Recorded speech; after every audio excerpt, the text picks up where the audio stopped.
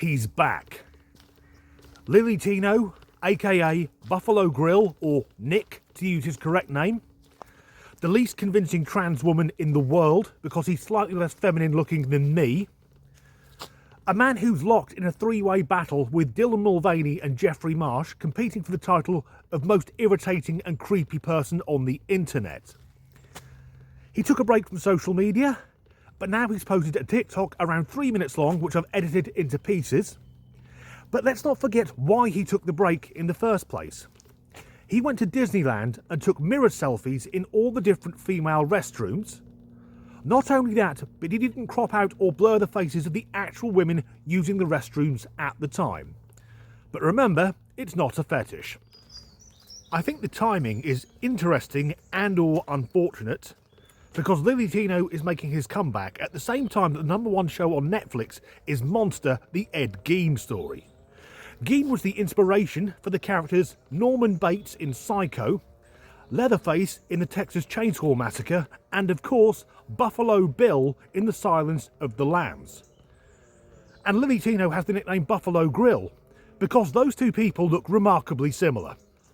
Plus, Ed Gein was a psychotic cross-dressing pervert, so they've got that in common.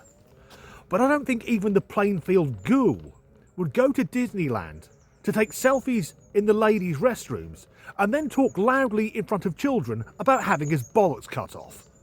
Let's begin. Hello, I'm back. What's up? Long time no see. The last time you saw me, I was talking about taking a break. And I did take a break, and now I'm back. But while I was gone, I did some reflecting on the way that I've been approaching things and figured something out. And that something is that I've been leading with anger. I kind of already knew that. Before, but that I've been leading with anger, and specifically that I don't want to lead with anger. Okay.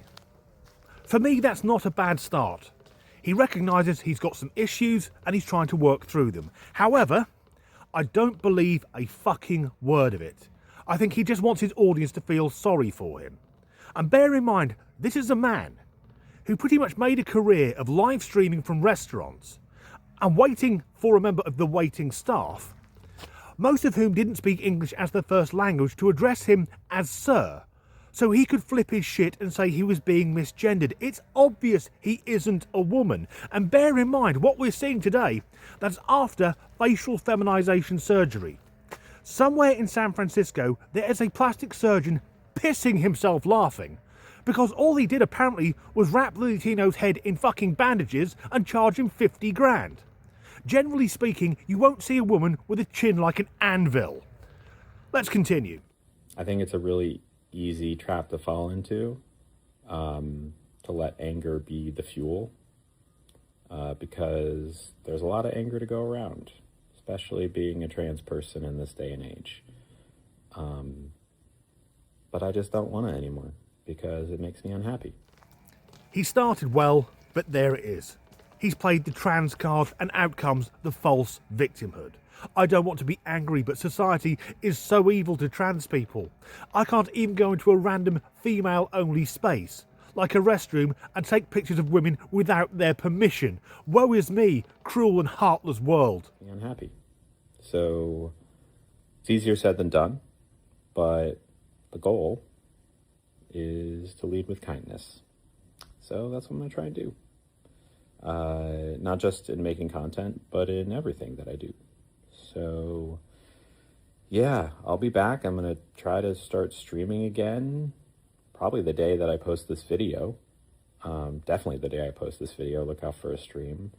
I've got this new obsession with these, like, Disney card packs. We're going to open some of those on stream. I'm going to go out and eat at restaurants just the same. I'm going to post videos just the same. Might take days or weeks to get back up to my normal schedule. But I'm excited to start up again because even though my time off has been very nice and very nice opportunity that I have the privilege of taking to reflect on things, I'll be happy to see y'all again in the stream and to start. Leading with kindness.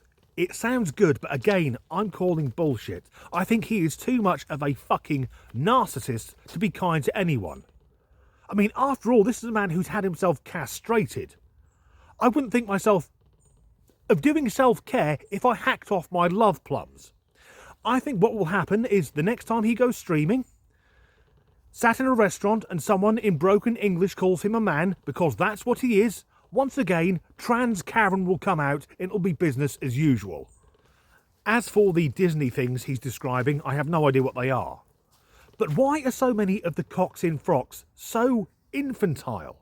Those are things for children. You're a grown man, even though you think you're a grown woman. And in the 3 months he's had off, what's he been doing for money? In fact, what does he do for money when he's fucking streaming? There can be no justice in the world if a man can earn a living by putting on a dress and insulting foreigners on minimum wage and then talking about genital mutilation. Anyway, let's finish this TikTok off. I'll be happy to see y'all again in the stream and to start creating again, because it does bring me a lot of happiness to create.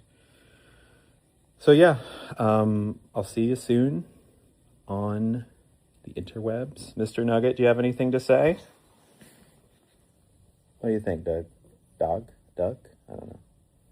Oh, you want some pets? He wants pets. Okay. All right, I'll see y'all soon. I'm not buying it that in 3 months, in that short period of time, not the period that ladies get, that men like him are fucking obsessed with, he's gone in 12 weeks from full-on rage baiting to becoming a Zen Buddhist. Yet he has 140,000 followers. At the time of recording, I have just over 11,000, and I'm grateful to every single one of you. Thank you for watching my crap. But if I want to be a professional YouTuber, is this where I'm going wrong?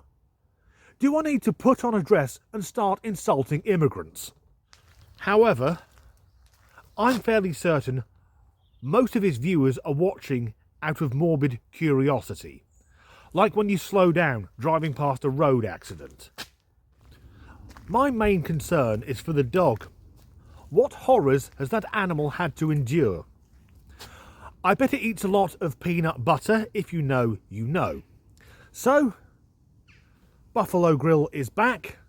Dylan Mulvaney is back. So, I'm guessing in the next week or two, we'll see Jeffrey Marsh again, grinning like a psychopath and inviting children to talk with him in private. Tino! Anyway, that's the end of this video. If you enjoyed it, please do like and subscribe if you haven't already. If you could leave a like, a comment, or share the video, that really helps the algorithm. If you would like to support me in making these videos, and thank you to everyone who's done so already, there are links in the description to buy me a coffee and to my Patreon, and as ever, thanks for watching. Leading with kindness. It sounds good, but I'm not buying it. Fuck it. Leading with kindness. It sounds good, but I'm just not buying. Now the fucking jackdaws are joining in. It's about 3 minutes long, but I've... fuck it, bollocks. The TikTok is around 3 minutes long, but I've cut it into pieces so we can watch all of it. That being said, I watched it about 12 times in a row. Sat there staring at it like Alex in A Clockwork Orange, or a fucking hostage being forced to watch propaganda to get brainwashed. Shockingly, he has 140,000 followers. At the time of recording, I have just over 11,000. Fuck it. He's on TikTok, I'm on YouTube. No, I don't know. Fuck it.